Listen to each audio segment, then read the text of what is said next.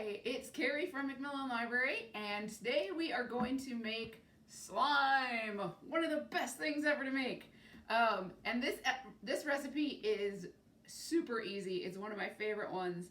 It uses contact lens solution, which is awesome. But you do need to make sure that the contact lens solution that you have has boric acid in it. That is the ingredient that causes the slime to come together. So make sure it has that in that. I know that this brand happens to. So I think most of them do, but there are a few that don't. So just, watch the label on that before you mix it up. So what we're gonna do is we're gonna take, I've got about 4 ounces of plain old Elmer's glue, and I buy the big gallon jugs because the library, we go through quite a bit of this. So I've got about 4 ounces. This is a 7-ounce cup, so I kind of just guessed. So it's a pretty good guesstimate as to how much I have. So it's about 4 ounces. And then I measured into my little jar here. I save everything, all my jars. So I measured about a half tablespoon of baking soda. So here's the baking soda. So we're gonna pour that into our, just into plain old Elmer's glue. Okay, and I like to use craft sticks to mix these up. Just, they're disposable and you don't have to try and wash them up afterwards. So we're gonna make sure that's mixed really nice and well in there. All right, so that's what we've got. So we're gonna add our food coloring. You don't have to add it. If you want it just white, you can do that. You can add glitter at this point. There's lots of different things you can add. And Elmer's does have glitter glue, and they're different colors if you want to add that, or if you want to use that kind of glue instead of regular plain glue. They also have clear glue, which you can use, and it makes it just a little bit different. So I'm just going to add some pink food coloring. We're going to stir that up, make sure it's the right color that I want. Oh, that looks pretty good. Look how nice and pink that is. Perfect. All right, so that's stirred up really nicely.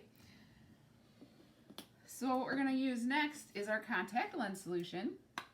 And you wanna make sure that mom or dad or grandma or whoever's watching you is around to help you with this. And if you have sensitive skin, you might want to wear some gloves when you're playing with this. It should be okay, but everybody is a little different. And if you have sensitive skin, like I said, it's always best to err on the side of caution and wear gloves while you're playing with your slime. So we've got about a tablespoon of that contact lens solution, and I am going to pour that in to our mixture and stir and stir and stir. And as you can see, it will start to come together. Oh my goodness, look at that. Oh, it's getting all bubbly and everything. All right, so we're gonna stir it up a little bit until it gets to a point where I can't stir it anymore, which is just about almost now. All right, so we have our slime, and I am going to take my slime out of my container. Whoa, that is gooey.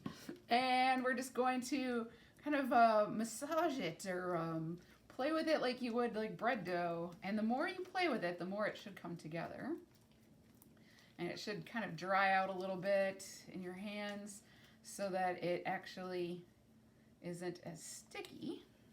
And then you can actually play with it. So here we are. We have got some wiggly, jiggly pink slime in just a few minutes using things that a lot of people have laying around their house. So this is a lot of fun. If you want to keep your slime and play with it later, I suggest putting it into either a bag with a zip top or into a container with a lid, a tight-fitting lid, and you can put that in the fridge and you can take it out later, let it warm up a little bit, and you have slime to play with. So much fun. So hopefully you can try this at home. I'm sure a lot of you have already made this before, but now you've got the recipe right at home, and you can play with your own slime in your very own houses. So enjoy.